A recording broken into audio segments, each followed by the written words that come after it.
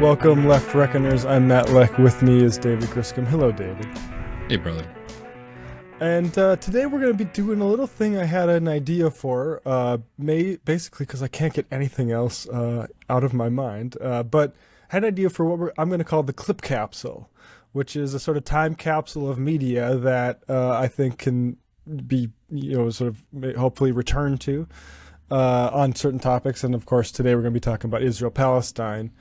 And first, I think there's a big one that's made a lot of waves in media circles to the last couple or 24 hours or so with Ta-Nehesi Coates, a former writer of The Atlantic. Well, I'll let him describe his own. He's been making the rounds. He's on Democracy Now! Here, talking about returning from Israel. And folks, listeners and people who are with the Michael Brooks Show might remember some of this, the way this sounds. But nonetheless, of course, we have some critiques of Ta-Nehesi Coates, but I will say, it's nice to have him on side because he is an extremely eloquent guy. Go ahead.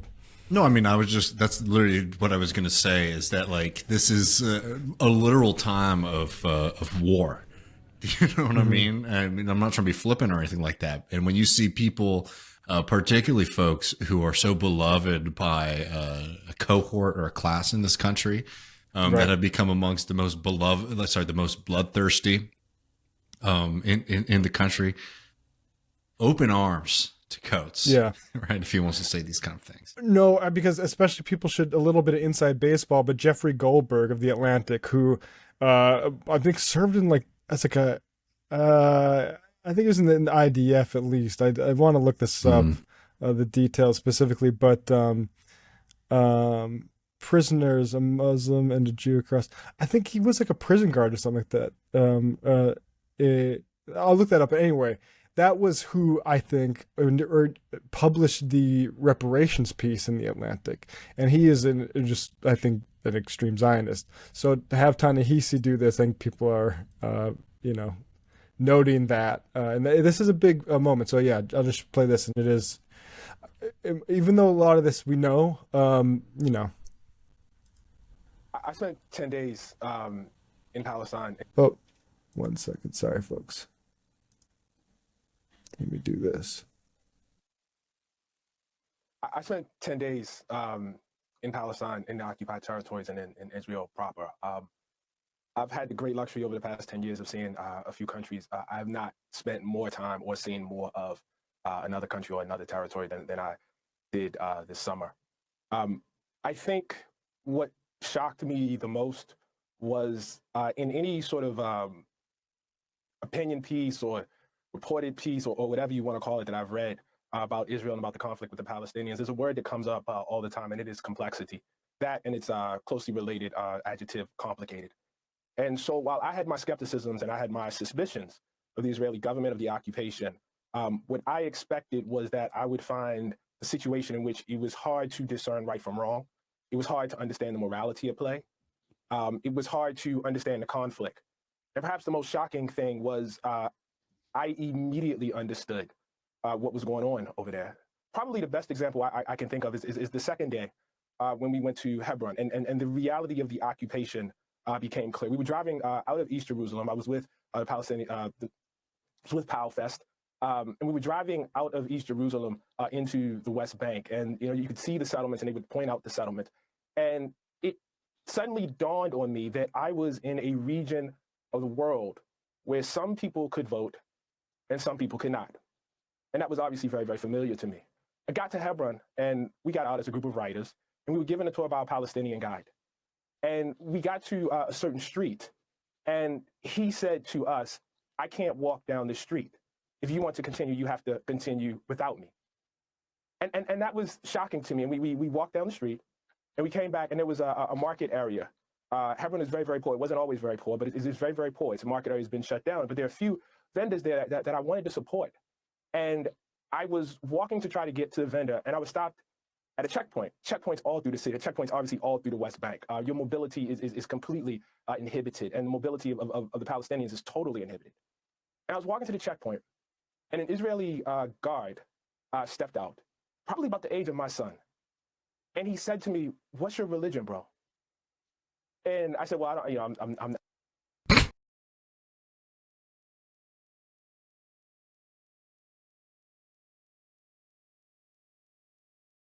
You're gone, Matt. Sorry. Sorry, yeah, we can stop it there. People should watch the full interview. But that what's your religion, bro? Mm-hmm. How is that happening? 2023, that combination of Jim Crowite policing of race and bro. And how is that here? It's on our fucking tax dollar. Mm. Protected by some of the most advanced type of defensive machinery that Boeing and whoever can create. And we are funding this. Like this doesn't exist without us. Mm-hmm. And it's so, I mean, it's so disgusting. And you know, just to like add to that, like you hear this from a lot of people who've been to Palestine or even to Israel about how eye-opening that experience is. And you know, Israel does a lot with particular media figures to try to get them to come have a free vacation, right? And they're told what to say, they're sort of told where to go. And you know, a lot of people are very willing to play along with that. But you see, you know, time and time again, you know, that people are really struck by it. And anyone who's been to the area, particularly if you're trying to go into the West Bank or into Gaza or something like that. I mean, you know, Michael told us, I don't know if he ever told these stories on camera. I'm sure he did at one point or another, about his experience going into Israel and just like the weird abuse that he got, even as like a Jewish American person, from being somebody who is seen as maybe being sympathetic to Palestinians. You know, there's other people's stories that I wouldn't tell without asking them. If I can, but you just hear this time and time again about this. And just another quick reminder too, is that you have these experiences in the West Bank, you have these experiences getting into Gaza, but these are kind of daily insults and injuries that Palestinians inside of Israel, Palestinian Israeli citizens experience. Don't forget that Israel effectively has banned marriage, right? So, you know, you think of marriage as something between two loving people and God. No, the Israeli state has a lot to say about who you can and cannot marry, who can and cannot live with you. It is apartheid through and through. And sometimes I think, and I was really happy with Coates' appearance and the other things that he said on this subject, because sometimes because we focus so much, rightfully and understandably, on the bombing, or on the shootings, on the just direct attacks on people's lives, we forget that even if you pull that away, even if you pull like the actual physical violence of the bullets flying into your body or the bombs being dropped on your head, that every single day is this kind of racialized religious terror against people. Exactly. I think that's such an important point because at any time you jump into this conflict to learn about it, you'll look at the immediate conversation is as acting as if the violence just started that day, as if this sort of thing isn't violence, as if what happens if I go down that road with this color scheme isn't going to be violence. That's violence. That is, it's foundational. And I do want to play a little bit of this because I couldn't help but, you know, hear Ta-Nehesi meditate on the word's complexity, and you know that's where Michael was at, and a similar sort of thing here with this question on Israel. And I always forget which college this was because I forget too. I'm sorry. I feel bad. We know the guy who organized it. It was a very great talk, and I apologize for forgetting. I'll confirm after this here. Someone with a Jewish background. Yes. How do you feel about Bernie's plan for Israel, especially as someone concerned with foreign policy? I love it. It's an absolutely necessary. My Jewish values teach me to oppose apartheid. Okay. Could you elaborate, please? I mean, there really isn't that much. Could you just pause it really fast? I want to give this the serious and bit in the weight, but you know, our good friend and those eyes that he does when she asks him to elaborate is like, that's a look you never wanted to get from Michael. No, exactly. Yeah. You're right. And I want to actually go a little bit earlier too, because I think she mentioned something which I think is an interesting context on the Bernie. There we go with another freeze frame there. Yeah, this is a good thumbnail treasure trove for Michael. No. Is it the right Twitter? On my Twitter bio, it says I'm Jewish. No, but like in your tweets. I don't want to. Your tweets. I have Jewish background. I'm just Okay. trying to think of. Okay, so as someone with a Jewish background, Yes.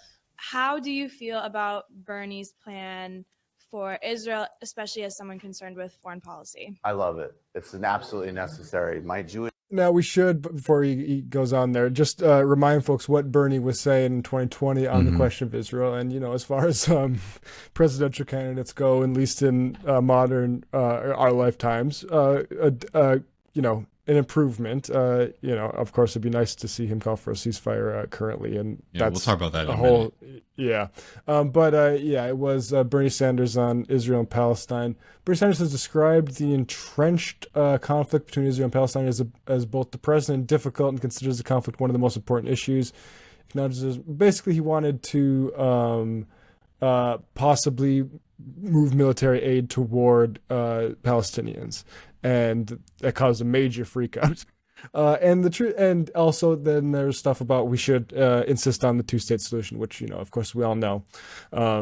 There's a one-state reality, which is apartheid state, and so like the two-state solution is a little bit of a fig leaf, but that's where Bernie was then. And I think one thing to say about that is Israel does not want that. Israel does not want money going to pay for Gazans to have better lives, because that will lead to the population going up even more than they'll remind you it is now.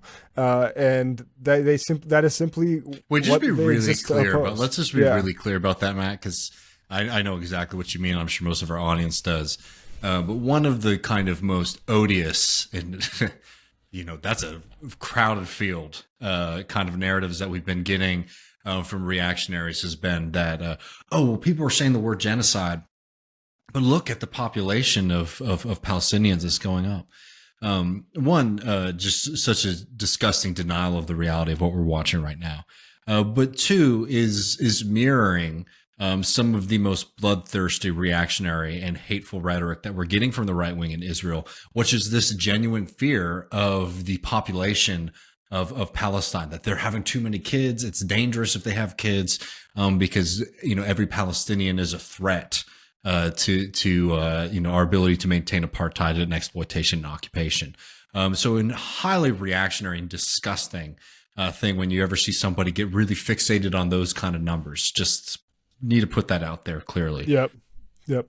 That's a big red flag, as they say. Yes, sir. As someone concerned with foreign policy. I love it. It's an absolutely necessary. My Jewish values teach me to oppose apartheid. Okay. Could you elaborate, please?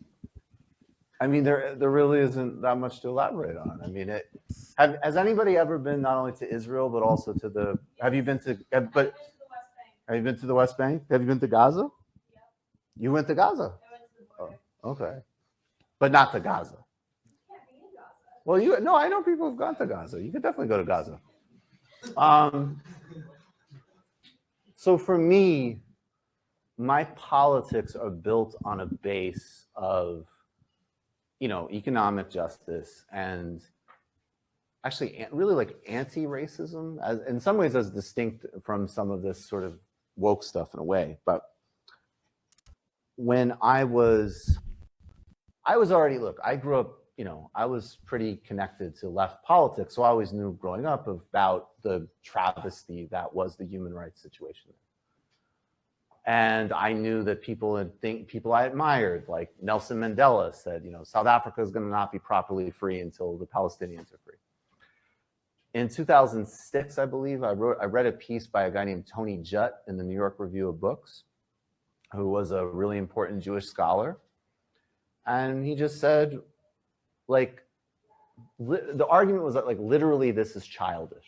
The idea that you have an ethno-state or a religious state, if you're committed to any type of broad-based social, economic equity and civil society, it doesn't work. No matter how justified, right? Of course there's justification because of Jewish history for Israel. There's justification for Kurdistan because of Kurdish. Yeah, and I want to jump in there, and there's a more famous part at the bit where he says it's not complicated, but the part where he mentions Tony Judt, it reminds me of talking to Michael about Tony Judt. In my North Dakota ass, what was great about Michael is he'd read everything and was familiar with like where it fit in the constellation.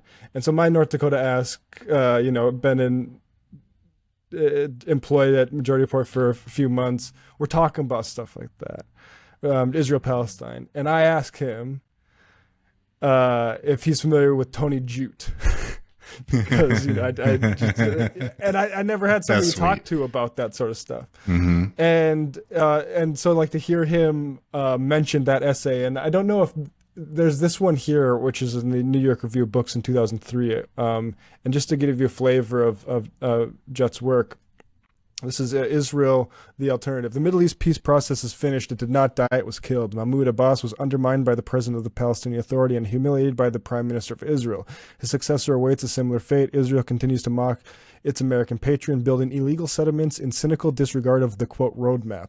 The president of the United States has been reduced to a ventriloquist dummy, pitifully reciting the Israeli cabinet line, "It's all Arafat's fault." Israelis themselves grimly await the next a bomber. Palestinian Arabs corralled into shrinking Bantustans subsist on EU handouts. On the corpse-strewn landscape of the Fertile Crescent, Ariel Sharon, Yasser Arafat, and a handful of terrorists cannot claim victory, and they have. Do we have? Yeah, and very matter of fact, but Judd is a historian of probably his biggest book is Post-War, which is about how Europe recovered after World War II. But he's like a historian of this sort of nationalisms, and that's really the context that this is it needs to be placed into.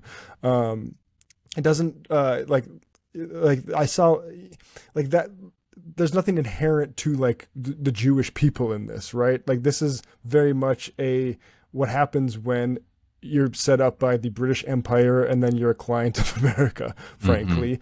And this sort of nationalism gets chosen over a multicultural, multi-ethnic democracy.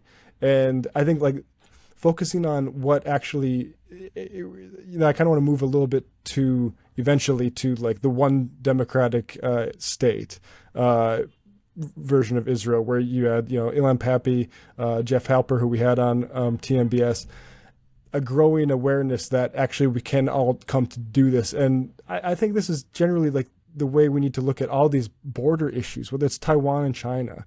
Like, I don't want to touch any of these national questions because I think those are fundamentally designed to trip you up, but you should want to have as much like just humanity crossing these lines as possible. Anyway, there's this also this clip of Hitchens I want to play, and this is the later Hitchens. So this isn't his sort of him at his most Marxist, and people will get upset that we say that he used to be more Marxist than he ended his life. When he would say that all the time, even though he says that in Letters to a Young Contrarian. Read a book, you guys, in addition to watching these clips. But here's Hitchens, and I think this is another way to say this really eloquently here. But also, I'm including all this because you get a lot of the Hitchens personality in this. Well, it's always good to be asked to begin by straightening out the Israel-Palestine question. So why don't we get that out of the way? I think there's a distinction you're failing to make, and it's actually, if I may say it, clarified a little in. It's called Dieu n'est pas grand, available at fine bookstores everywhere, including in this voisinage. Israeli archaeology, which I think is a very courageous and honest profession, in particular Professor Finkelstein, the head of the department at the University of Tel Aviv, has clarified it for us. The story of the Exodus from Egypt, the wandering in the Sinai, the conquest of Jericho is all balls from beginning to end. It's completely, fantastically made up. There isn't a word of truth in it, and it's just as well it isn't true, because it involves, if it were true, it would involve divine instruction for genocide and enslavement, as well as genital mutilation and a lot of other things that, without which we could well do. However, Israeli archaeology, many Jews say, come on, if it's none of it's true, the whole Moses thing is all made up, can't you give me anything to cling to? What? Yes. If you go and dig in Palestine, the first thing that any archaeologist will do going to a village will be dig in the midden, dig in the rubbish dump, find what people threw away and when and in what order. It's very, very interesting always. Well, in certain hill communities, way, way, way back, you will find that while all the other neighboring villages do have pig bones in their middens and in their gardens. These villages don't. No pigs. That's not the only proof, but it's one of many. There have been Jewish people in Palestine for a very long time. Their claim to the right to live there is as good as anybody else's and better than some. But the question is this, and it was posed by many Jewish spokesmen from the very beginning of the enterprise, when Herzl first mooted it. Do you want a state for Jews in Palestine? Or do you want a Jewish state? Now just ponder this for a second. Since I'm stuck with this, I may as well absolutely clarify it. Here's what I mean by that distinction. Should Pakistan be what it was first claimed to be, a state for Muslims of India, so Muslims in India can feel safe in their own state? Or should it be a Muslim state where everyone has to follow Muslim law? And where if you're not a Muslim, you don't really have any real rights. And that's the difference that Zionism attempts to blur. And I think it would be better off unblurred. There you go. But of course, I need hardly add, no one else's religious claim to the land is any better. I mean, that goes with it. Matt, you're muted. I like that you get Hitchens. He's of course on his religious scholar kick, but that is the fundamental way to phrase that question. Do you want a Jewish state or do you want a safe state for Jews? And the problem is that the choice was made by Zionists. And we've talked with Pappe, about like there was labor Zionists and stuff like that. But the problem was they were complicit in supremacy and segregated workforces. We can't, and like that's part of that. And fundamentally, that's when people say like, "What? So you're justifying violence?" No, nobody that wants to repair that is justifying violence. People who want to ignore that are the ones that are justifying violence. And like, I think that's like the tragedy in this conversation, because we're looking at it, backwards. And just adding another wrinkle, I think the Hitchens distinction there is very simple and correct. If what this conflict was about Jewish people being unsafe in the Levant, that's a completely different conversation than what we're talking about right now, which is an exclusive ethno state for people from all around the world to come to at the exclusion of the Palestinians, people who have been there for a long time. And there are people who can talk about this better than I, but the fact of the matter is that the Palestinians, that's their land. That's where they're from. There's tremendous amounts of archaeological evidence that proves, and like I've said time and time again, that I think that once you start getting into that shit, you're getting so far away from the everyday conflict that it's not, it's almost like an intellectual exercise. But it's a bonus episode. So just talking about this too is that like what seems to be the kind of consensus from reasonable scholars on the areas that the Palestinians, a lot of those people were historically Jewish and they converted to Islam over time.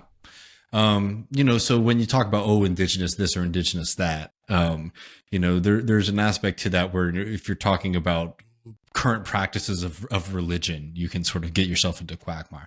So I don't want to hang my hat on it or get too worked up about it, but there is this kind of common sense or pop understanding. What I mean by that pop, it's like popular understanding of it, is that, basically, there were Jewish people in Israel and then they left and then a bunch of Muslims came in. No, Palestinians have been in that land for an extremely long time, and many of them were Jewish back in the day.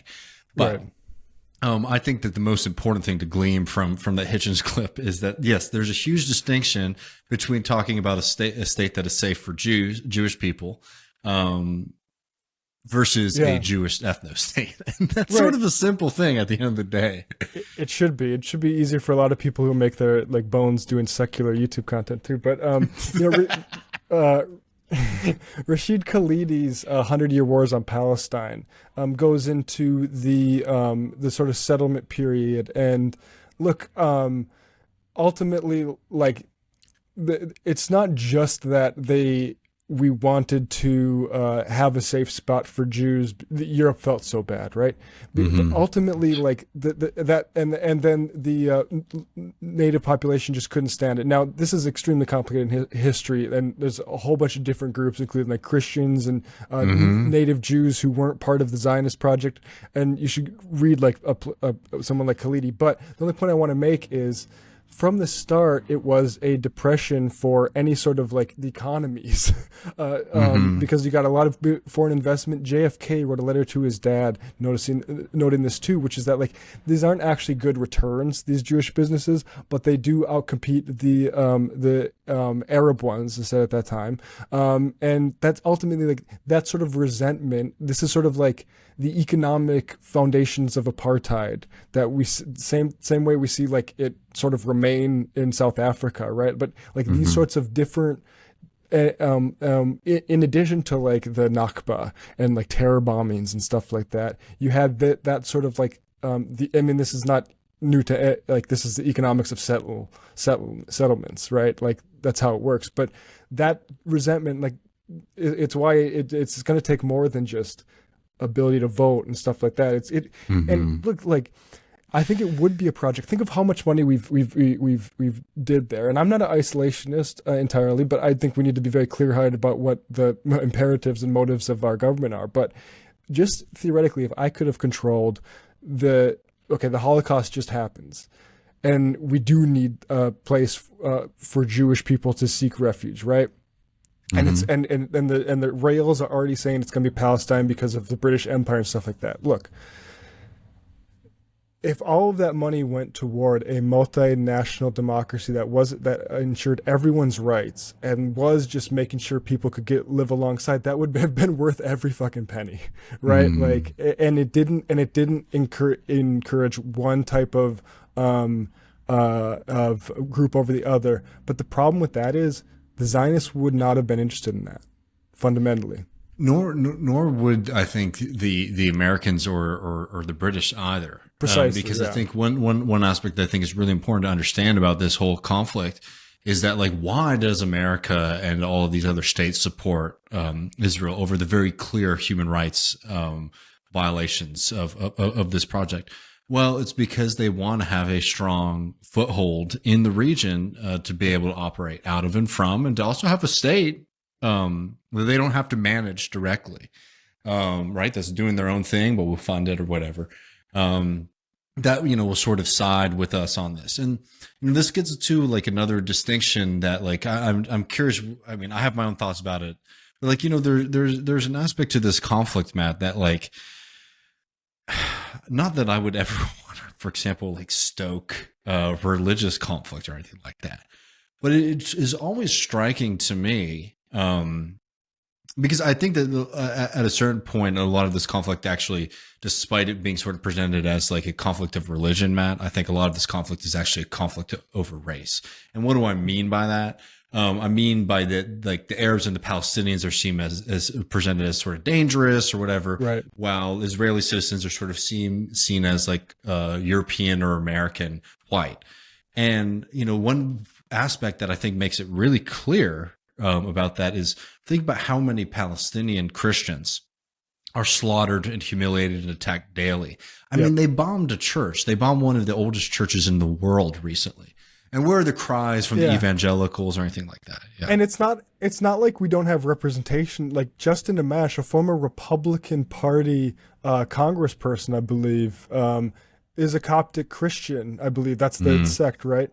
And had family that was knew people at least in that church, and it's like yeah, no, sorry, man. Yeah, and that also goes, not to be annoying or anything like that, but like there's always this kind of, and I get where it comes from, but I will just say, in fairness, friends, I love all of y'all, but it's very much like Jon Stewart style liberalism, where they'll be like, oh, well, the evangelicals in America support Israel because they believe in their prophecy that the Jewish people need to retake the temple and hold it for so long, and then Jesus will come back, right?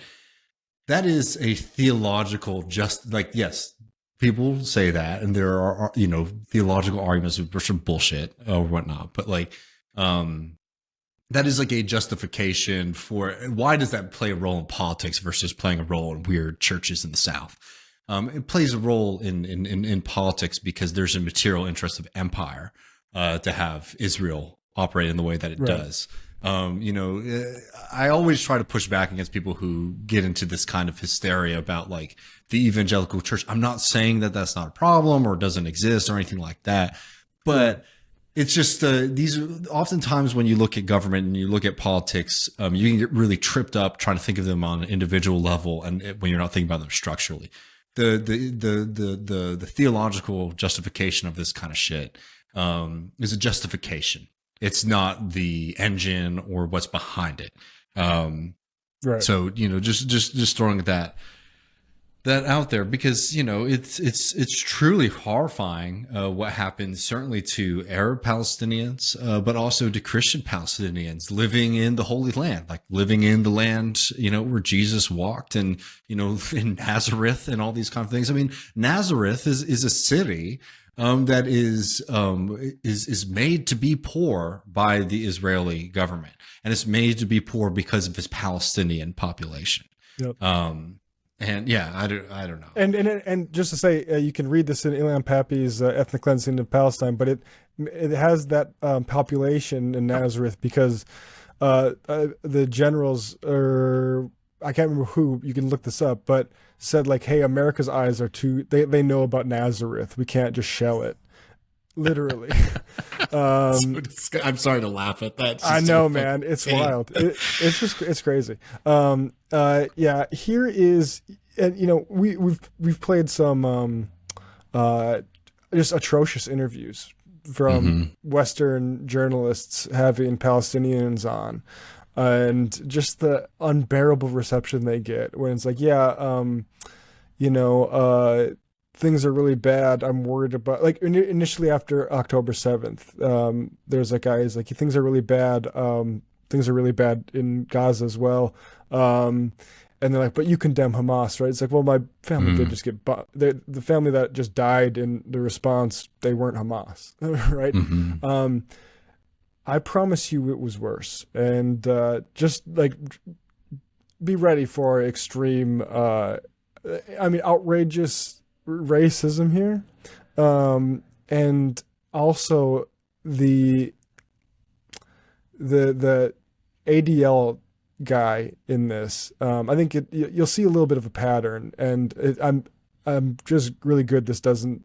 Well, I'm stumbling over this, but let's just watch it. What do you think of when you think of an Arab? Somebody with a towel on their head. Jesus Christ. Camel and maybe some sand. Yeah, no, it's insane. What do you think of when you think of an Arab? Somebody with a towel on their head. Camel and maybe some sand. Want to throw a pyramid in there? Well, guess who's here? Right on our stage. This itself would not have been possible not long ago. Edward Said joins us, professor of English, Columbia University, member of the Palestine National Council. Can you just pause it really fast? Just really fast. I don't even pull it off. I just want to say, I mean, I know that's how you introduced it, but it's just like the daily insults that Palestinians have to sort of walk through. It's so horrific. Yeah. And, we should have tremendous respect for Palestinians today and throughout history, for being subjected to all the shit that they're subjected to, and being such beacons of humanity and kindness and all this kind of stuff. But we should never like even put them into a place where we sort of say, oh, well, they're superhuman, right? Do you know what I mean? Like, oh, that's a disgusting thing to say to anybody. And in particular to somebody like Edward Said, somebody who is a giant walking amongst, man, Jesus fucking Christ. It's so. Yeah, and it's like there's another clip in this. This is if you search on Google, and I'll put this in the show notes. But it's Edward Said on Palestine, 1988, and he's telling this story to this British cameraman, and it's about how they're exasperated to be accused of terrorism all the time, and terror this, terror that, and he gets done telling this overlong not joke. I think you probably have to be there, but the cameraman looks at him and says, but I have to ask you, do you condemn terrorism?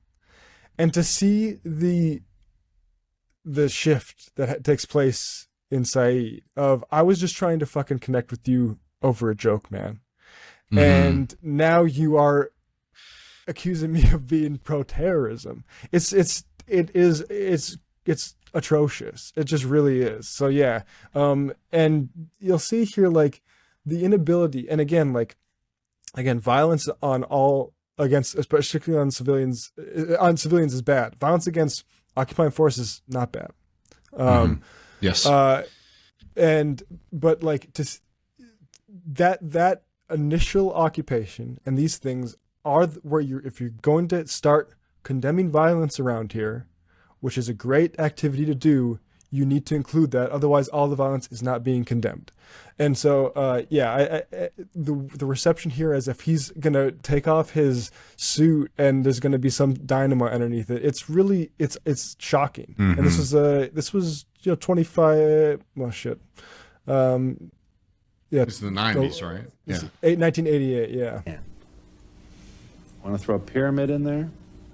Well, guess who's here?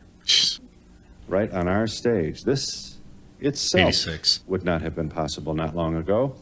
Edward Said joins us, professor of English, Columbia University, member of the Palestine National Council, to which umbrella organization belongs the PLO. You were born in Jerusalem and raised in Egypt and Palestine. You are currently a United States citizen. Kenneth Jacobson, Director of Middle Eastern Affairs for the Anti-Defamation League of B'nai B'rith. You don't want to talk to Mr. Said unless the PLO declines or moves away from its stated policy of destroying Israel. If the PLO doesn't recognize Israel's right to exist, then I suppose there's some passionate people who might think you are betraying Israel to even appear with the man. Is it that bad out there now? It's not that bad out there now. It's been bad for a while in the sense that you have to have something to talk about. When someone says to you his basic assumption in speaking to you is that you don't have a right to exist, where do you go from It's there? off-putting, yes. Mr. Said, Professor Said, how do you respond to that? No, I think the basic thing is whether people want to talk about peace and about the real issue, which is the land, and whether it can be divided But to I think I hear him accommodate saying he people. might be willing to discuss that if the PLO would acknowledge Israel's legitimate right to exist. Well, I mean, what about the Israeli recognition of the Palestinian people as a political factor, as a community with a claim? But I won't marry you unless you love me, and I No, won't say no, unless you no, say no, it I'm first, not- and now we're never going to get married. No, I'm not saying that. I said, why not have a mutual recognition in which the people recognize each other? Perhaps we can do something today. We have here a wonderful opportunity. Two moderates from either side sitting I don't together, necessarily hopefully accept that talking to each definition. other. Well, I mean, he doesn't. You don't want to be called a We want moderate? to talk to each other. I'd be happy to be called a moderate, but I really question whether anyone who's supporting the PLO can be defined as moderate. Well, can I say something? Yeah, and you can check out the documentary there. What a but, you know, yeah. I mean, just like everything about that is just so barbaric from the entire framing of that first conversation, from the conflation, for example, of a Palestinian saying, hey, we have a right to be political subjects, to be recognized as human beings, to conflate that with saying, hey, because there's a very important thing that people conflation that people will say is that if somebody says that Israel in the way that it exists, in what its stated purpose is to be and what it is now defined as being, right? I mean, you know, it wasn't it was explicit back then, but like now it is enshrined in Israel that it is an ethno state, is a Jewish state, right? That's what it is. It's by its own definition. So that is a definition that is incompatible with humanity for Palestinians, just full stop. Yep. And there's a conflation there when people say, hey, I don't think that you can have a supremacist state, an ethnically supremacist state exist in peace, means people make this conflation of saying that as saying, we want to eradicate all Jewish people, not just from Israel, but from the globe, which is a disgusting thing. But then add to it the fucking nasty American talk show, fucking Maury hour dynamic. It's really dystopian to see that clip. I hadn't seen that before. Isn't that something? And people all should know, like, Hamas emerges after this, and in part as a product of Israeli divide and conquer, because the PLO was too the secular democracy was too much of a threat, and he preferred to. I mean, this is, you know, I mean, Mehdi Hassan has done work on the amount to that is just admitted. And was actual part of Likud, particularly policy. And so, and I wanted to play this too. You know, Sam, my boss over Majority Report's been open with his sort of transition. Like, I think in these past few weeks has been the first time he's willing to, like, sort of, and maybe it's not, I don't want to overemphasize this, but like anti-Zionist is not like the thing he's leading with. Because he has a complicated, of course, like as many Jews do, with this question. And there's this point we had Professor Ilan Pappe on, who is one of the great historians on this, who is an Israeli historian who went through the archives in the 80s and opened a lot of people's eyes in this in a way that was accepted by a lot of historians. And then when things changed, they went and called him sloppy or whatever. But just if you get to that part of his Wikipedia, folks, I do want to emphasize that you should also read Pappe's response, because he ethers entirely. But anyway, Wikipedia, that was the... Yeah, sorry, not to get to where we're going to get later. Sorry. Yeah, we'll get there later. It turns out you have to get a little bit deeper. You have to get a little bit deeper. But yeah, here is. I thought this was a poignant sort of question here. Hey, was there an opportunity to go in a different direction at any time during Israel's history? Yes, I do think so. I think there were more than one junction in history. For example, in the 1920s, you had Brit Shalom. The Jewish intellectuals like Martin Buber, who were definitely willing to envision a binational state as a solution. But I think we have to look at all these junctures, like before Oslo, during the Madrid conference, and maybe even during Oslo itself, or towards the end of the 20th century, as small flames of fire, if they're in the inside. If they don't get the fuel from the outside, they cannot change the reality on the ground. Namely, for meaningful voices of dissent in Israel that would offer an alternative to be effective, they need to be fully enhanced and empowered from the outside. The society is so indoctrinated. I mean, the Israeli indoctrination is from cradle to the grave. You have no idea. I mean, I can tell you, because I've been indoctrinated in such a way. It's incredible how you are indoctrinated in Israel. And therefore, anybody who's brave enough to challenge it, it feels very vulnerable. And without the support from the outside, it's very, very difficult. And I think one of the positive things that happened recently is that the Palestinian liberation movement, that in the 1970s could not even envisage Jews as partners in the liberation, because they saw all the Jews as settlers in Palestine. There is a realization, especially in the younger generation of Palestinians, that the reality of 2023 is different from the reality in 1948. Namely, the settlers are an organic part of the reality and will be an organic part of the future. And therefore, I think there's a different kind of conversation.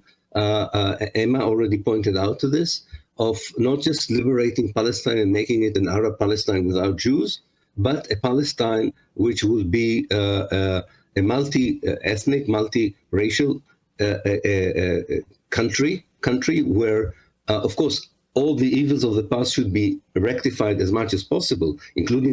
Yeah, and I think that is really like, we've covered BDS and emphasized BDS a lot on these programs. I think the one democratic state, OBS or ODS, is something I wish I probably emphasized a bit more, because I think that is like, people are like, what's the solution? You end up getting a lot of racism, and which is inherent to like the sort of Zionist idea of peril. And here is, let's just play. I want to this Destiny clip that did get tagged with a community note, and then I think that community note got removed because it was bullshit. Because this is one of those classic things where people plead context and act like they didn't really say what they think or what people are saying they said. But I think it's pretty clear what is being said here, and it's despicable.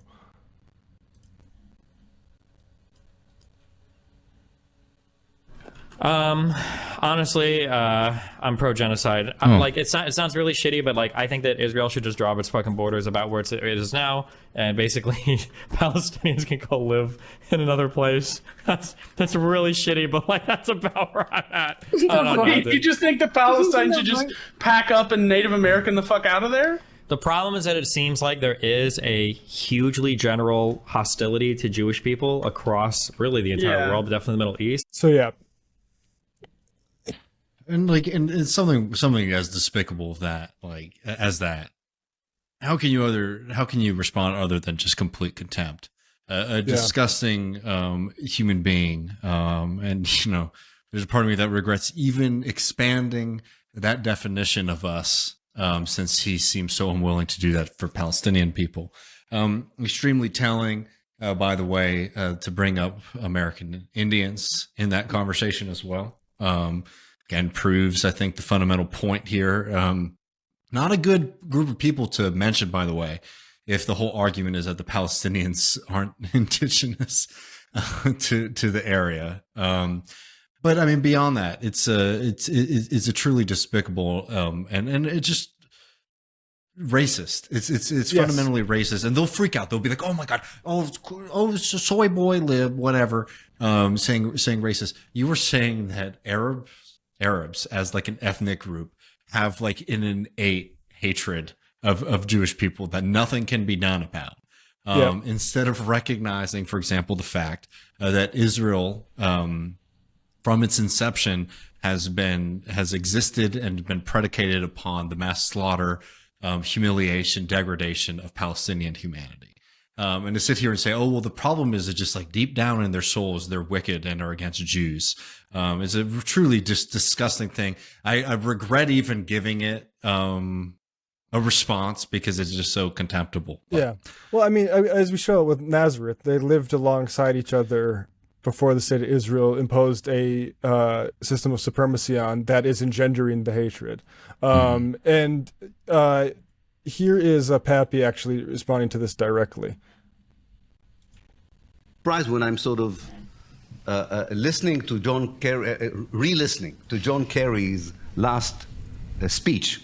If you remember, he was in a very dramatic voice. He explained to us that without a two-state solution, the only possible scenario is an apartheid Israel. And I wanted to say, hello, John. How are you? Looking up. The one-state apartheid is already there, so your warning is not about the future, you're actually describing the present. Secondly, couldn't you find one moment in your speech, maybe 2 sentences in your speech to say that actually having a democratic state for Jews and Palestinians between the River Jordan and the Mediterranean is not a doomsday scenario? Couldn't you just say, wouldn't it be wonderful to have settlers and natives living as equal citizens in the same state? Why do you have to describe this as a doomsday scenario? The only people in the world who would describe this as a doomsday scenario are Zionists. Because they think that when the Jews are not a majority, The only possible thing Palestinians can do is to kill them. Well, I lived in Haifa all my life. I live in the Galilee. I was in political outfits and academic outfits where the Jews were the minority and nothing bad happened to us. And the idea that Palestine cannot be a political outfit if the Palestinians are the majority and the Jews are a minority is a racist idea that should be challenged strongly. And it's not just destiny that, you know, I see person I had to unfollow, Brianna Wu. I don't know if you saw her tweets. Yeah, she had she's been having a real one. Comparing the Palestine flag to the stars and bars. And saying that, well, look, from the river to the sea, it's clearly genocidal. Not, you're racist. You're being racist. And like, there is one lost cause here, and it is an ethno-state. And look, like, I'm sorry, when you see, actually, there's another clip I need to find, David, if you want, I'll let you comment while I search that down. But yeah. I mean, are you kidding me? I think you're right. I mean, and you can almost focus too much on despicable characters like Wu and Destiny there. This is the same kind of shit that we played a couple of minutes ago with the Donahue show, where they were saying, what do you think of when you think of an Arab, a camel and sand, right? I mean, these are racist, yes, but I mean, this is all racism, but what is racism's like end goal is to dehumanize and to deny other people their humanity, their similarity, their commonality with all of us. And when you sit here and you say things like, like Arabs can't live in peace with Jewish people because they're inherently anti-Semitic or anti-Jewish people. One, it's incorrect, as Matt noted, when you look at the history of the region where you had people living together for a long ass time. And two, it's very clear that it's projection, because the fundamental reality of Israel is that it is a state that is afraid of a situation where you do not have an ethno-state, but rather have a vibrant political, multi-ethnic, multi-religious democracy.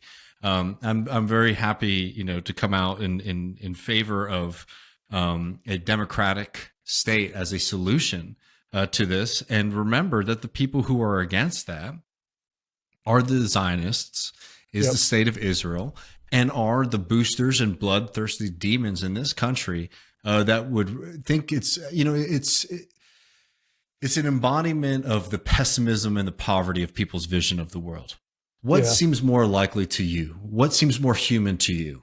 That we could have a thriving multiracial democracy, or we could have a brutal apartheid, racist, genocidal regime that is Israel today, right? Yep. And if any of those people, and that's a disgusting of enough statement to take your contempt, but don't ever for a fucking second let anybody present an argument like that from any place of like humanitarianism or care or anti-racism or anti-Semitism, right? Because it's incredibly anti-Semitic too to say Jewish people could never live side by side with Arabs or Muslims, right? And this is because if you say it about one group, then you're saying about the other too.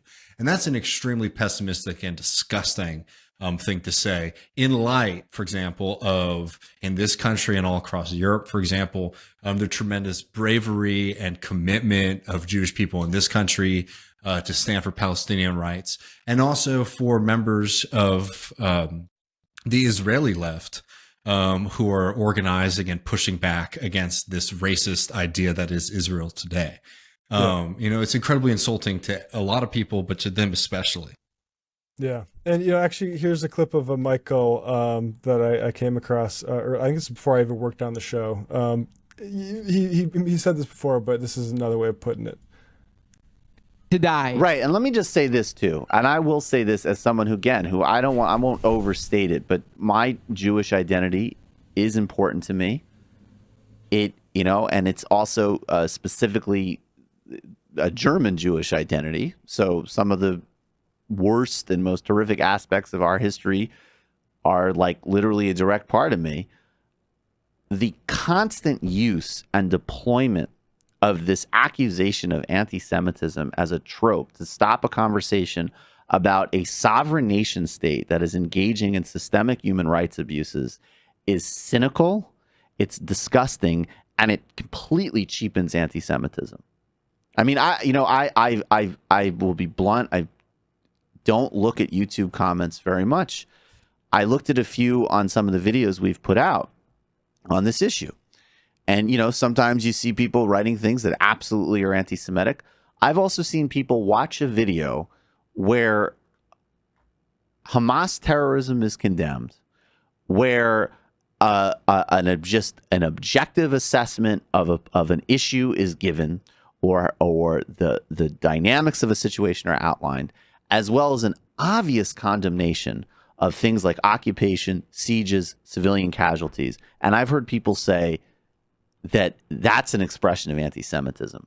And look, I don't know when people say that type of thing. I've met some people who genuinely are so emotionally disturbed or emotionally troubled that they do actually go there. And I don't understand the specific psychological issues around that. But I also know people who know perfectly well that there's no anti-Semitism, and they use it as this cheap and disgusting parlor trick. And you are cheapening the legacy of genocide, exile, and exodus of the Jewish people. And you're cheapening the legacy of Jews who've been targeted in terrorist killings. And you're cheapening the legacy of people who've been victims of suicide bombings and assassinations in Israel and elsewhere because of their Jewish identity. It's disgusting. And it's time to start talking about Israel as a normal state, not held differently because it's Jewish in a bad light, and not held and justified for everything because it's Jewish. It's a nation state with policies and priorities. And this government and many previous Israeli governments have followed a policy of expanding settlements, depriving Palestinians of human rights, and serious Israeli analysts acknowledge what the situation is. You should too. Don't ever throw anti-Semitism out as a cheap, pathetic tactic to disrupt conversation on this vital issue. It's disgusting, it's disingenuous, it's pathetic, and you should stop. Hell Yeah. Yeah. Cooking. Yeah, I mean, I can't, the amount of people I've seen, and I heard it with Pappy talking to Sam, and you know the amount of attacks that guy has had to go through for fucking 40 years. Or somebody like Norman Finkelstein. Yeah. You know? It's like it's just like, and to call, and even people from my generation to be confronted with this history, to be told that that's being done in your name. I have like Barnaby Rain. Also, I saw him. He's being attacked over in the UK. Solidarity with Barnaby Rain. Nobody, no Jewish person in the West is under any obligation to be temperate in their criticism of Israel, because they're saying either it's done in your name or you are not actually Jewish. It's disgusting. And like all the Jewish Voice for Peace, all the amount of activists, and it's crazy because right, like the idea that like we, two non-Jews, are anti-Semitic. Like, bro, what did I just start? Started talking about Tony Judd, right? Like the idea that like I came to this through Jewish people, right? Like, and which isn't like you'd like to hear from more Palestinians. Edward Said for a while was like the only person even allowed to like be identified as that, right? But like that. Everybody sees how bullshit that is. That like this entire, that anybody who cares about this is an anti-Semite. It's just over. It's over for that. I don't know if you had anything else to say, but I have one final clip I want to play. Yeah, I have my two things, but if you want to keep the clips going, let's do that. So if you don't mind thematically, I do think let's do this tweet first, really, to talk about that, and then we'll get to your clip in the final one. Just because on that. I do think that there are look, and there are some people who might actually get mad at us for even talking about this, what we're about to talk to, and I think that all I would say to you is that you should really listen to what we're saying here, because Corey Robin, who has been just he's incredible in general. I will say I have tremendous respect to him, but has just been so clear-headed and articulate throughout this event.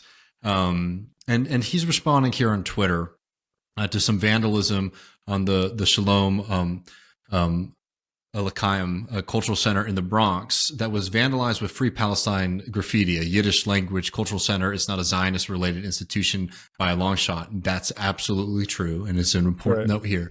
But Corey Robbins says, Free Palestine should be a joyous cry and angry demand for liberation, not something you scrawl in a Yiddish Jewish cultural center in the Bronx. Jews have the right to be Jews, to have Jewish institutions without having to answer for the crimes of the state of Israel. Don't do this. And I agree with him 100%. And I think that this is a really fucking dangerous thing that we have been seeing from people. I understand there's like frustration and anger. Who knows who the fuck did this, right? If it was somebody who was like maybe ignorant and stupid doing something, or somebody who genuinely did want to intimidate Jewish people. Regardless, both of those things are contemptible. Because let's talk about two things real fast. One of the things that has been so admirable and important about American progressive Jewish people in this country has been their willingness to sort of stand on the front lines and say, not in my name, I condemn this. And I admire that and I respect that tremendously.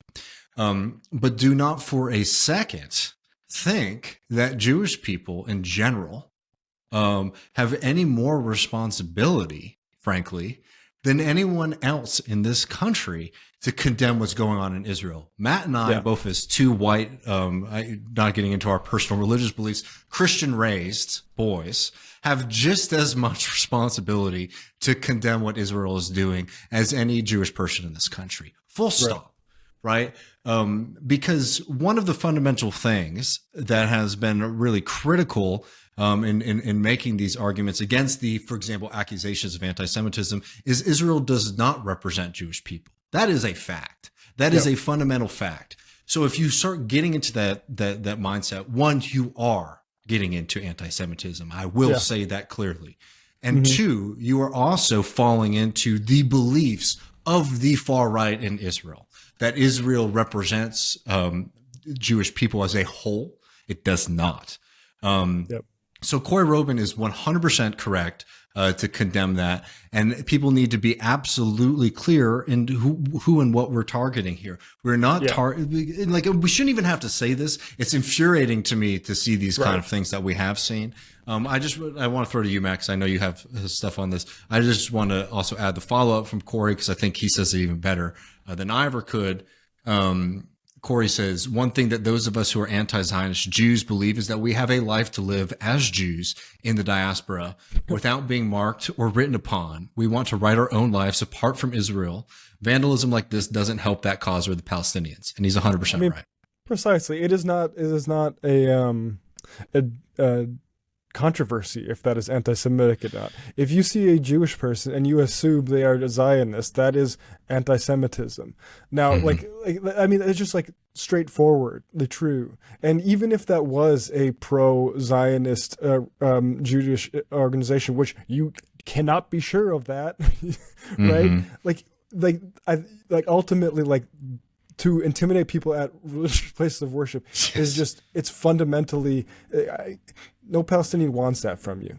And I just think like, and also, I mean, maybe this is the more persuasive element is like Bibi Netanyahu fucking thanks you for that. Are you kidding me? Yes, he does. Yeah. Like that is a number, that is raw material. That is a gift to the people who want to slaughter Palestinians. Exactly. Because you are making that argument for them. And it just infuriates me to see how like the kind of attacks or the way that like anti-Semitism has been tried to be used to be weaponized against Jewish people, for example, in the United States and the United Kingdom for years, to be very full-throated in condemnation of those kind of tactics, and then to see morons playing into it like that. And again, I don't even want to give people the benefit of the doubt on this, of saying that like, oh, maybe they were just misinformed or confused. No, you like, even if you are maybe somebody who might be reachable and like have a good talking to, and maybe you could repent and correct your views, you have fallen into the dark path there, friend. 100%. Yeah, and I think absolutely like this time period, we do need to be vigilant for the rise in bigotries, because there is a conflict going on, and the lenses through which people are able to see that conflict, particularly through our type of media, are these racist ones we've just been discussing. Like, right? That's why Pappy said, like, it'd be nice if John Kerry acted like one state wasn't a fucking apocalypse, because that is the baseline we're dealing with. So we absolutely need to be there for people who are attacked for this sort of bullshit, because it is going to happen. And ultimately, like, what can stop it is a actual a reparative effort to deal with like right of return, one democratic state. These sorts of things need, because ultimately this is engendering it. But like, there shouldn't be any controversy. This is just rank anti-Semitism, and that's not helpful to politics. Like, that can not be allowed just in your as a person or a political movement. And I have seen people make this argument multiple times, unfortunately, and I'm just going to condemn it again, where you see people who will say things like, oh, well, Israel's actions are going to fuel more anti-Semitism, which is a kind of like they deserve it kind of thing. Disgusting and wrong. And don't be fucking saying that kind of shit either. That is a position that has my utmost contempt. When you sit here and say, oh, well, yeah, well, probably anti-Semitism will be on the rise because of the actions of Israel. Because again, what you are arguing for there is exactly the same position as the right wing in Israel, which is saying to have Palestinian liberation, to end the slaughtering of Gazans, we have to accept brutality and anti-Semitism. And that is factually wrong. And it's politically dangerous to be arguing for it, but at a certain point that is almost secondary to the fundamental reality that is putting people's lives in danger. It is extremely disgusting to say things like that. So if you are thinking those kind of things, or you're coming across those kind of things, that's a moment to check yourself, friend, because you're taking a really, really dark turn with something that should be, as Corey said, the cry for free Palestine should be a joyous and powerful statement of human dignity. And to sit here and say that, oh, well, to have human dignity for some means the degradation, the attacks on others, you are doing the exact same thing as Likud or the far right in Israel when they say to have, a place for Jewish people to live in safety means the brutalization and the mass murder of the Palestinians. Do not fucking become that. Do not fucking become that. And just one, actually, I kind of like relatedly, like this is like not I mean, everyone knows that this is not a problem for Jewish people. This is a settler colonial issue. And on that front, just as evidence, I think of this clip a lot. This is Afrikaners being interviewed in South Africa. And the discussion of, this is fundamentally about demographies and democracy, and that's really where this question lies. So I just want to play this here. Know that if there is not the strength of will on the part of the Afrikaner to follow the course he's chosen, and to do it to a certain extent ruthlessly, although I would say he will always try to justify it vis-a-vis certain moral principles. But if this is missing, I mean, we have lost. Then we must capitulate. Then we have no policy. The Afrikaner is of European stock. Our traditions are European, but we evolved a different set of traditions to suit our being an African people now. And we differ from the English in small respects, but we differ very greatly from the other peoples who inhabit this country. Yes, I think that each man has been given his piece of country and the right to vote in his country, and that is fair. Because if you have to put, if we have to say one man, one vote in South Africa and just leave it open, then the white is not going to get a fair share because he has contributed economically to making this country what it is today. And if you say tomorrow, one man, one vote, then he doesn't, there is no chance for him. So it's better that each person be given the chance to have his piece of country and decide how he wants to live and what he wants to do with his country there.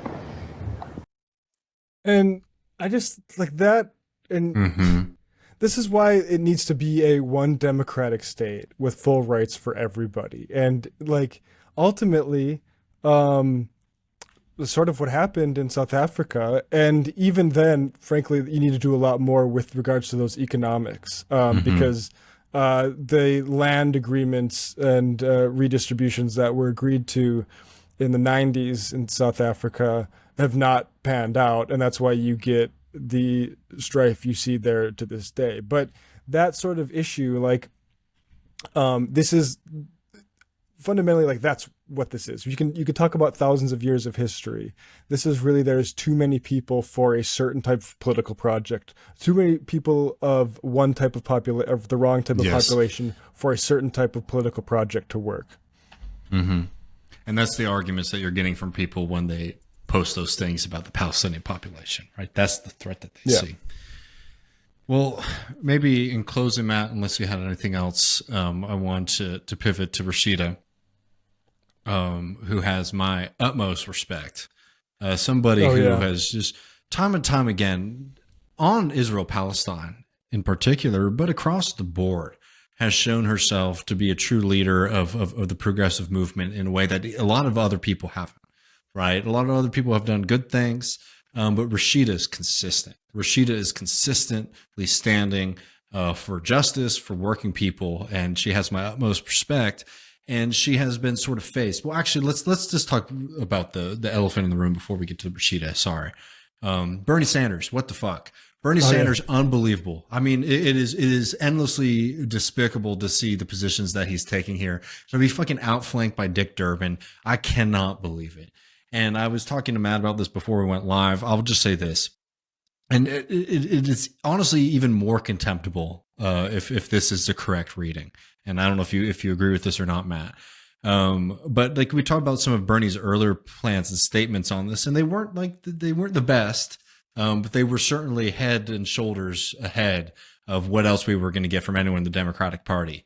And to see him sort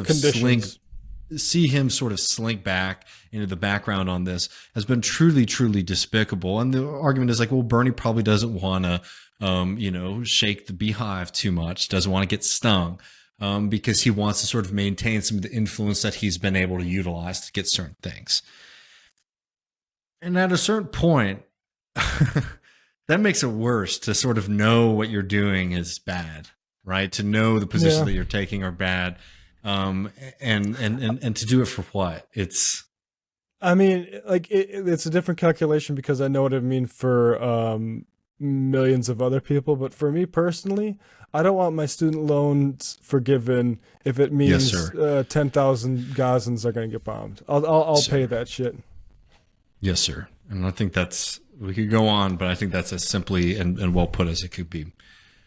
So let's play this from Rashida, because again, she has been, in a way, so strong on this issue, and I think this is a very powerful statement to put forward, and an important one.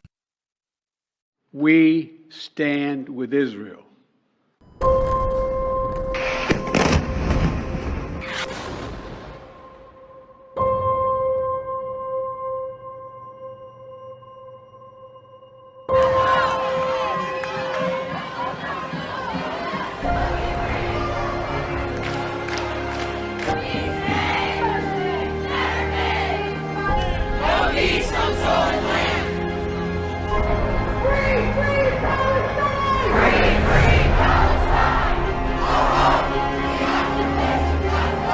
Mr. President, the American people are not with you on this one.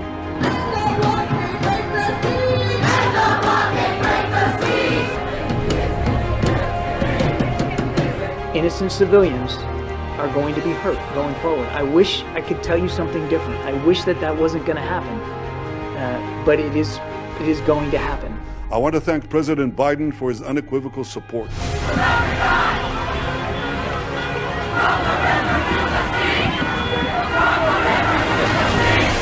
We will remember in 2024.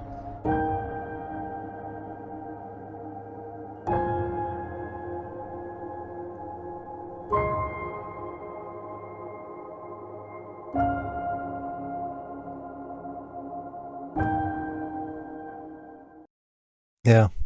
100%. That is the reaction that you should have. And, you know, it is the undeniable reality. But don't ever let that for a second take away the bravery and the commitment that releasing something like that means.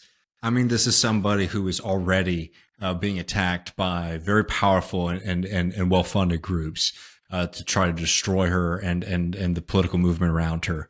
To come out here and unequivocally say to Joe Biden, "Hey, this is a red line," in the way that she's doing there is 100% correct morally, but it's incredibly brave politically, and I can't say anything else other than just tremendous respect and support and solidarity with Rashida there.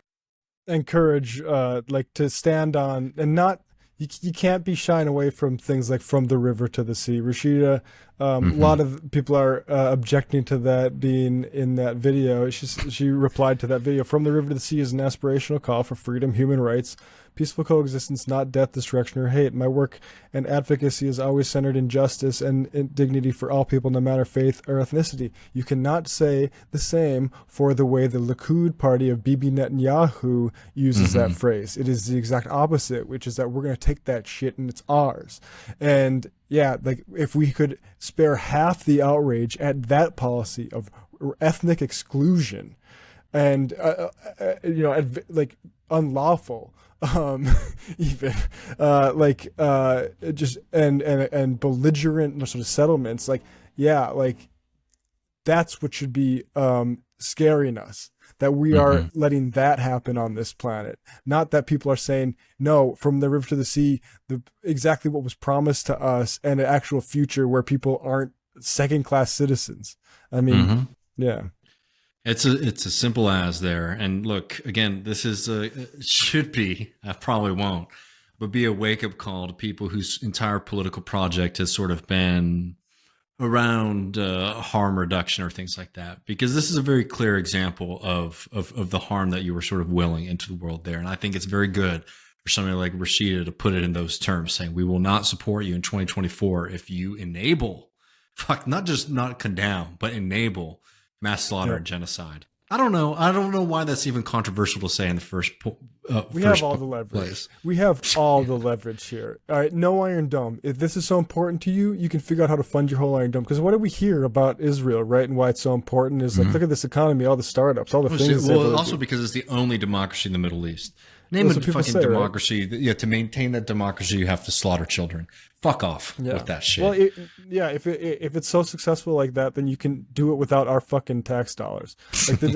Like how the gall of Zionist apologists to say, like, look at these startups and all these fancy things that Israel makes. Well, it's probably easy when the United States government is basically underwriting your entire defense as you like take more and more free real estate. That's a pretty sweet deal, actually. So like, you know what, if the economy's so good, I can't believe we're still kicking money out the door for this, for that. I mean, and that's why, like, to hear Ta-Nehesi say that, like, hopefully people can start asking that, like, what is being done with like the money we could be using to fucking feed kids. We have a rise in child poverty, and instead we're going to, you know, rearm Iron Dome because we need absolutely no incoming when we flatten an entire city. You know, it's disgusting. You know what? You want Iron Dome? Then we're going to see a one democratic state. Yes, sir. Yes, sir. Folks, next week we were going to do the Communist Manifesto this week. I just couldn't get my head out of it. No, I think that's more than fair. And excited. I believe we have a returning guest on Tuesday, Tiare Mora, talking about Europe and also sex and reactionaries online. I think we're going to get into some of that stuff, so some culture stuff. So anyway, folks, good to talk to you patrons. Yes, and we'll just say it again. I think it's more important than ever to say thank you all so much for helping us build this community. It means a lot to Matt and I going through all of this. Thank you so much. Have a good rest of your weekend. We'll see you on Tuesday.